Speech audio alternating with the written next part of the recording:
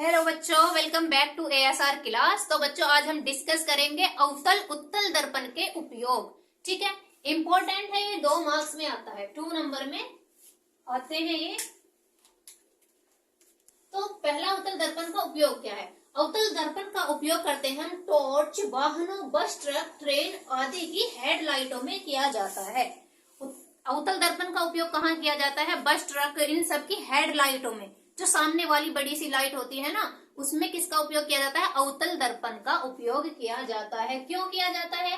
क्योंकि यह दूर की वस्तुओं को प्रदर्शित करता है, हमें दूर की वस्तुओं को दिखाने में हेल्प करता है हमारी।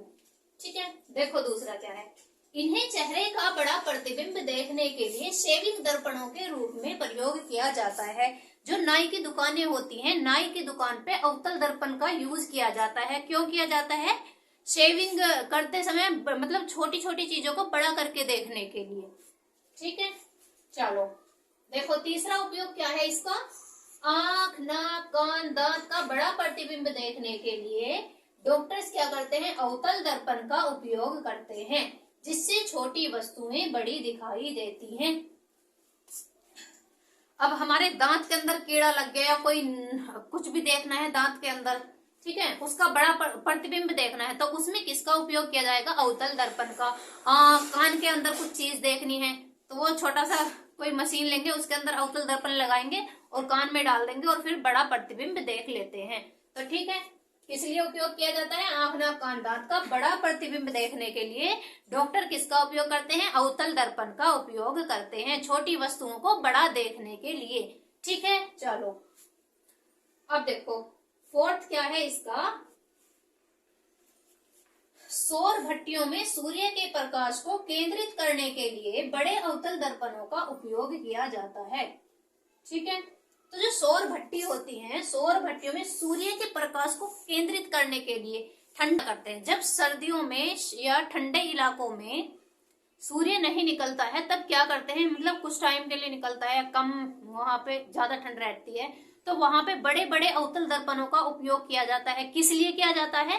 ताकि जो प्रकाश की किरण है उनको केंद्रित कर सके, उनको केंद्रित करके एक जगह इकट्ठा करके, ठीक है, केंद्रित करके सेंटर में, और फिर उसके ऊपर अपना कुछ भी गर्म कर लेते हैं, वो बना लेते हैं कुछ भी। तो सौर भट्टियों में किसका उपयोग किया जा रहा है? अवतल दर्पणों का उपयोग किया जाता है। अब देखो ये पढ़ लिया हमने, और इम्पोर्टेंट है, इसमें से आता ही है, या तो अवतल पे आएगा या उत्तल पे उपयोग। ठीक है, तो इनमें से देख लीजिए 2 नंबर में आता है। अब देखो उत्तल दर्पण के उपयोग, यूज ऑफ कॉन्वेक्स मिरर। तो इसका उपयोग हम कहाँ करते हैं? जैसे हम बाइक चलाते हैं ना, तो बाइक के इधर साइड और दोनों साइड 2 दर्पण लगे हुए होते हैं, कार के भी दोनों साइड 2 दर्पण लगे हुए होते हैं। तो जैसे वाहनों, बस, ट्रक आदि ड्राइवरों की सीट के पास, ठीक है, ड्राइवरों की सीट के पास लगे दर्पणों में उत्तल दर्पण का उपयोग किया जाता है।